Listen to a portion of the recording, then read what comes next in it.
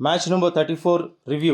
RCB జట్టు తమ సొంత గడ్డపై మరో విజయం అందుకుంది. గుజరాత్ టైటాన్స్ జరిగిన మ్యాచ్లో 5 వికెట్ల తేడాతో విజయం సొంతం చేసుకుంది. ముందు బ్యాటింగ్ చేసిన గుజరాత్ జట్టు కేవలం 3 వికెట్లకు మాత్రమే కోల్పోయి 205 పరుగులు చేసింది. ఓపెనర్ సాయి సుదర్శన్ సెంచరీ సాధించి తన సత్తా చాటుకున్నాడు. మిగతా బ్యాటర్లు ఏ ఒక్కరు భారీ స్కోర్ చేయలేకపోయారు. 206 పరుగుల టార్గెట్ తో బరిలో దిగిన ఆర్సీబీ జట్టు 5 వికెట్లు కోల్పోయి లక్ష్యం చేరుకుంది. మరో 7 బంతులు మిగిలి ఉండగానే మ్యాచ్ ముగించింది. విరాట్ కోహ్లీ అద్భుతంగా రాణించి 81 పరుగులు చేశాడు. జట్టు విజయంలో కీలకంగా నిలిచాడు. 44 బంతుల్లో 8 ఫోర్లు 4 సిక్సర్ల సాయంతో 81 పరుగులు చేసిన విరాట్ కోహ్లీ జట్టు విజయానికి కీలకంగా మారడంతో player of the match award అందుకున్నాడు. ఆర్సీబీ ఆడిన 7 మ్యాచ్ల్లో విరాట్ కోహ్లీ 328 పరుగులు సాధించాడు. దీంతో ఆరెంజ్ క్యాప్ విరాట్ కోహ్లీ దగ్గరకు వచ్చి చేరింది. చేజింగ్ చేసే క్రమంలో విరాట్ కోహ్లీ తాను ఎదుర్కొన్న మొదటి బంతికే ప్రమాదంలో పడ్డాడు. సిరాజ్ వేసిన బంతిని విరాట్ కోహ్లీ టచ్ చేశాడు. బంతి నేరుగా ఫీల్డింగ్ చేస్తున్న వాషింగ్టన్ సుందర్ చేతుల్లోకి వెళ్ళింది. చేతుల్లోకి వచ్చిన ఈజీ క్యాచ్ ను సైతం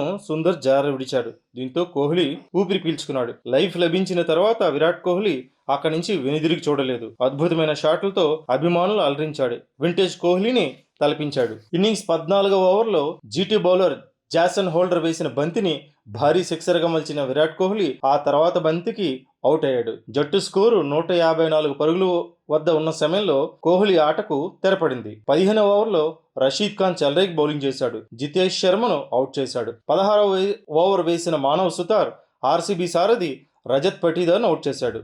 ఆర్సీబీ జట్టు 173 పరుగులు చేసి 5 వికెట్లు కోల్పోయింది. ఈ సమయంలో ఉత్కంఠ మొదలైంది. రెండు జట్ల మధ్య విజయం దోబూచులాడింది. ఈ మ్యాచ్లో బంతితో విఫలమైన కృణాల్ పాండ్యా బ్యాట్తో సత్తా చాటాడు. మ్యాచ్ ఉత్కంఠగా మారిన సమయంలో ఆర్సీబీకి అండగా నిలిచాడు. క్రీజ్లో ఉన్న పాండ్యా ఎటువంటి ఒత్తిడి లేకుండా బ్యాటింగ్ చేశాడు.